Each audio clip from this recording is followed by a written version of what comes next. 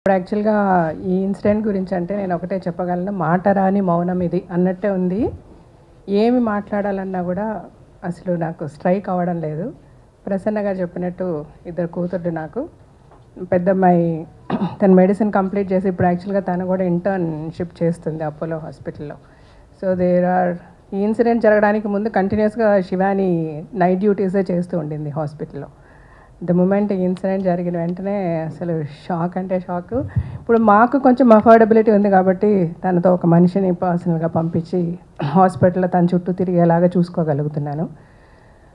కానీ ఆడపిల్లల గురించి ఆలోచిస్తే ఈరోజు కనీసం బస్ టికెట్ కూడా కొనుక్కోవడానికి కష్టపడుతూ నడుచుకుంటూ వెళ్ళి ఎన్నో చోట్ల పనులు చేసుకొని వాళ్ళ కుటుంబాలని కాపాడుకోవడంలో మెయిన్ అంటే ఇంటి పనులు, వంట పనులు, పిల్లల పనులతో పాటు కుటుంబాన్ని నడిపే విషయంలో కూడా సంపాదించే విషయంలో కూడా వాళ్ళు చేదోడు వాదోడుగా ఉంటూ ప్రతి ఫీల్డ్లో కూడా ఆడవాళ్ళు ఈరోజు దిగి పనిచేస్తున్నారు. ఆటో డ్రైవర్లు అవనివ్వండి, లారీ డ్రైవర్లుగా కూడా పనిచేస్తున్నారు. ఇంతసేపు మాట్లాడినప్పుడు మగవాళ్ళు అందరూ చెడ్డవాళ్ళు కాదండి. హ్యాట్స్ ఆఫ్ టు మగవాళ్ళు, చాలా బాగా చూసుకుంటున్నారు. 80 to 90%.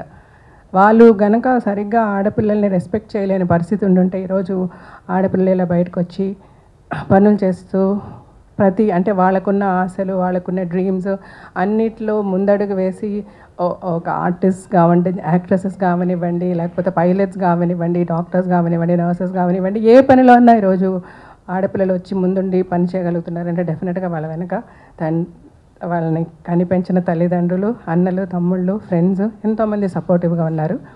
కానీ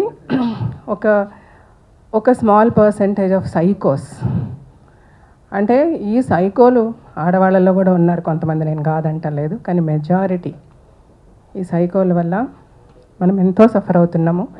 ఈ ఇండస్ట్రీలో నేను 30 yearsగా ఉన్నా. ఐఎమ్ ద హైలీ రెస్పెక్టెడ్ పర్సన్గా నన్ను చూస్తుంది ఇండస్ట్రీ. సో అంత రెస్పెక్ట్ నాకు ఇండస్ట్రీలో ఉంది.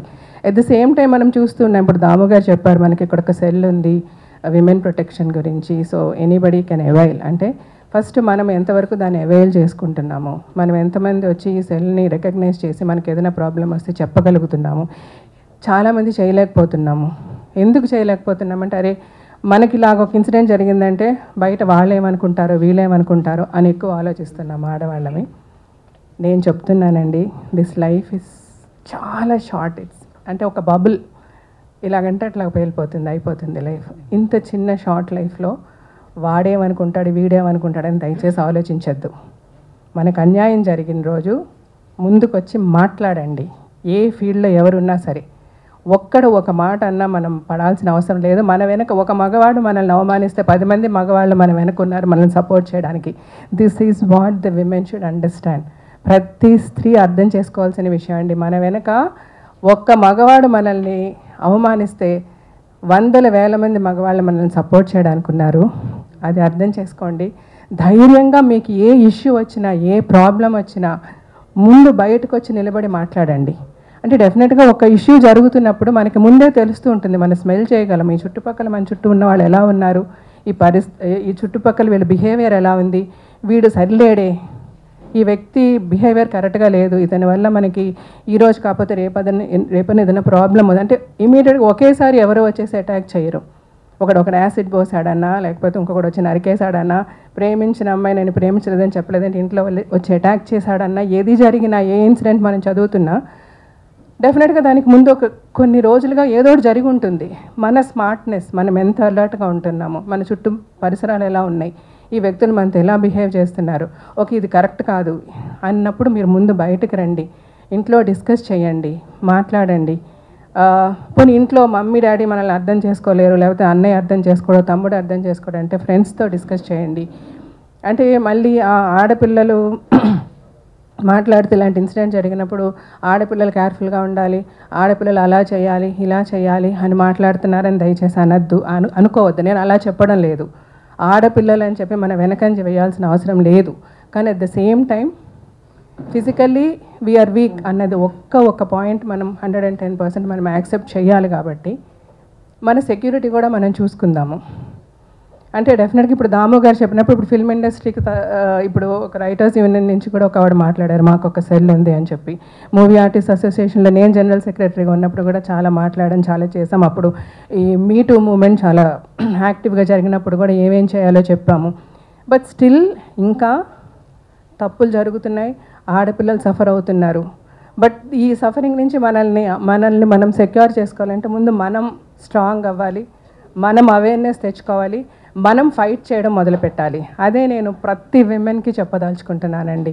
స్త్రీ ఆడది అన్న ప్రతి ఒక్కరికి ఇప్పుడు కొంతసేపు ముందు మాట్లాడారు, స్త్రీ లేకపోతే మనం లేదు, మన జన్మ లేదని. సో అలాగా స్త్రీని పూజించే మగవాళ్ళు చాలామంది ఉన్నారు. మెజారిటీ ఆఫ్ ద పర్సెంట్ స్త్రీలను పూజిస్తున్నారు, ఒక మైనారిటీ ఆఫ్ ద పర్సంటేజ్ స్త్రీలను ఎలా హింసిస్తున్నారు. సో వాళ్ళని మనం ఎలా ఫైట్ చేయాలి? మన వెనక ఎంత పోలీస్ ఉన్నా, ఎంత సెక్యూరిటీ, అఫ్కోర్స్ డెఫినెట్గా లా స్ట్రాంగ్ అవ్వాలి, ఇంకా పనిష్మెంట్స్ స్ట్రింజెంట్గా ఉండాలి. ఇలాంటివన్నీ జరిగినా ఓకే, ఒకరిని మనం ఉరి తీసేసాము, నరికేసాము, రాళ్లతో కొట్టి చంపేసాం, అది చూసిన ఇంకొక సైకోకి ఇంకా వాళ్ళ సైకోయిజం పెరుగుతుందా, వాళ్ళ మార్పు వస్తుందా?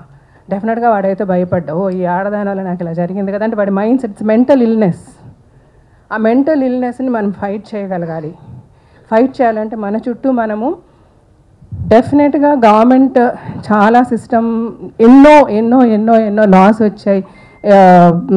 ఎంతో పోలీస్ సైడ్ నుంచి కానీ వాళ్ళ మనకి ఫోన్ నెంబర్స్ ఇచ్చారు, రకరకాలుగా విమెన్ ప్రొటెక్షన్ గురించి రకరకాలుగా ప్రతి ఆర్గనైజేషన్స్, ప్రతి ఇండస్ట్రీలో చాలా సెక్యూరిటీ మెషర్స్ తీసుకుంటున్నారు. Because there are n number of sensible men who want women to be safe.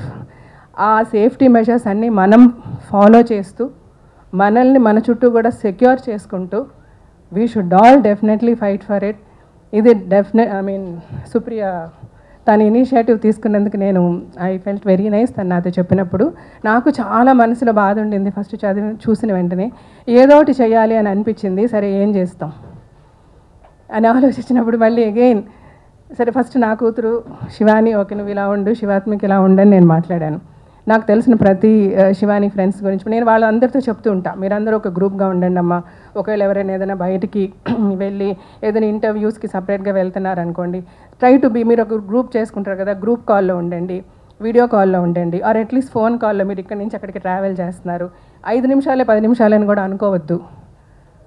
5-10 నిమిషాలు కూడా ట్రై టు బీ, కొంచెం లేట్ నైట్ ఏదైనా మీరు రిటర్న్ వస్తున్నారు, ఎవరితోనైనా ఫోన్ కాల్లో ఉండండి, సమ్ ఆఫ్ యువర్ ఫ్రెండ్స్ ఇట్లాగా. అంటే these are some basic things I'm telling. ఇది ఆడపిల్లలకి వీక్నెస్ అనో లేదా ఆడపిల్లల్ని మీరు తక్కువగా చూస్తున్నారు, ఆడపిల్లలు అలా నేను చెప్పటం లేదు. ఆడపిల్ల బయటికి రావాలి. మనకి పురాణ కథలు వింటే కూడా కాళీమాత గురించి చదివాము, లేకపోతే వారాహిమాత గురించి చదువుతున్నాము, రాక్షసుల్ని చంపించిన ఎంతోమంది దేవుళ్ళని మనం చూస్తాము. అప్పటి నుంచి మనల్ని ఎడ్యుకేట్ చేస్తూనే ఉన్నారు. ఎగ్జాక్ట్లీ, బేటీ బనావో షేర్ అని చెప్తున్నారు ఆయన. ఎగ్జాక్ట్లీ. సో ఆడపిల్లలు ఏ విధంగానూ తక్కువగా ఉండాలని నేను అనడం లేదు. బట్ స్టిల్ ఇలాంటి ఒక ఇష్యూ జరుగుతుంది. ఇప్పుడు మన అభయాకి జరిగినట్టు, లేకపోతే అంతకుముందు దిశ, లేకపోతే అంత నిర్భయ, ఇలాంటి ఇన్సిడెంట్స్ మనం జరుగుతున్నాయి, మన కళ్ళారా మనం చూస్తున్నాము. చిన్న చిన్న పిల్లలు, 6 ఏళ్ల పిల్లల, 6 నెలల పిల్లల అని కూడా చూడకుండా జరుగుతున్నాయంటే, సో దీస్ ఆర్ యానిమల్స్. అంటే ఒక అడవిలో పులులు సింహాల్లాగా వీళ్ళు, అంటే మనుషుల్లాగా ఒక ముసుగులో ఉన్న సైకోస్ వాళ్ళే చేస్తున్నారు ఇలాంటివి. సో అలాంటి వాళ్ళకి మనము మన చుట్టూ ఒక స్త్రీ వెనక ఒక 10 మంది పోలీసులు పెట్టి నడిపించినా కూడా ఏదో ఒక సెకండ్ అప్రమత్తంగా ఉన్నప్పుడు ఈ పులి వచ్చి అటాక్ చేసే అవకాశం ఉంది. అడవిలో మనం యాక్చువల్గా సేఫ్, ఎందుకంటే అడవిలో జంతువులకి ఫామ్స్ ఉంటాయి. సింహం అంటే ఇలాగా, పులి అంటే ఇలాగా, దీని నుంచి మనం కేర్ఫుల్గా ఉండాలి. అరే ఇది కుందేలు ఈ షేప్లో ఉంది, దీన్ని మనం హ్యాపీగా ఉండొచ్చు అని అనుకుంటాం. కానీ ఇట్స్ సో అన్ఫార్చునేట్, మన సొసైటీలో మనుషులందరూ ఒకటే. ఇందులో ఏది సింహం, ఏది పులి, ఏది మేక, ఏది కుందేలు మనం ఐడెంటిఫై చేయలేము. మనకి మనం సేఫ్ అవ్వాల్సింది ఈ పులులు సింహాల దగ్గర నుంచే. So as a mother of 2 daughters, as a women, నిజంగా ప్రతి క్షణం అమ్మాయికి జరిగింది ఆలోచించుకున్నప్పుడు అరే గట్టిగా ఉన్న పట్టుకొని ఇట్లా లాగితే కూడా మనకు అంత నొప్పేస్తుంది. What that girl would have faced అన్నది none of us can think. కానీ మై హంబుల్ రిక్వెస్ట్, అందరూ try to make yourself safe, protect yourself. గవర్నమెంట్స్కి కానీ ఇప్పుడు మా ఫిల్మ్ ఇండస్ట్రీతో కూడా అందరికీ మా హంబుల్ రిక్వెస్ట్, మీరు అందరూ చాలా మర్యాదగా, చాలా ప్రతిసారి ఏ ఇష్యూ వచ్చినా చాలా, ఇప్పుడు రీసెంట్గా మలయాళం ఇండస్ట్రీ గురించి చదువుతున్నాం. అది చాలా సో అన్ఫార్చునేట్. అది చదివినప్పుడు నేను చాలా బాధపడ్డా. సో బేసికల్గా ఇలాంటివి జరగకుండా మనల్ని మనం సేఫ్గార్డ్ చేసుకుందాం. చుట్టూ ఉన్న ప్రతి ఒక్కరికి నేను ఒకటే, including the prime minister of India, the chief minister of Telangana, Andhra Pradesh, అందరికీ చేతులు జోడించి నమస్కరించేది, ప్లీజ్ డూ సంథింగ్. మీరు చాలా చేస్తున్నారు. ఎక్కడన్నా అంటే కొన్ని చోట్ల మనం వింటుంటాం ఊళ్ళల్లో వాటిల్లో జస్టిస్ ఎంత అంటే, నేను బతుకు జట్కా బండి అనే ప్రోగ్రామ్ చేసినప్పుడు ఎన్నో ఇన్సిడెంట్స్ నేను ఫేస్ చేశాను. అక్కడ పోలీస్ చేయాల్సిన పని పోలీస్ చేశారా లేదా, లేకపోతే ఆ గ్రామ పెద్దలు చేయాల్సిన పనులు చేశారా లేదా అన్నది మనం వింటే చాలా బాధ కలుగుతుంది. అలాంటి వాళ్ళ డ్యూటీస్ని విస్మరించే వాళ్ళ మీద మీరు స్ట్రాంగ్ ఫుట్ తీసుకొని సీఎంలు అవ్వచ్చు, పిఎంలు అవ్వచ్చు. Please safeguard women and the women, please take care, save yourself. Thank you.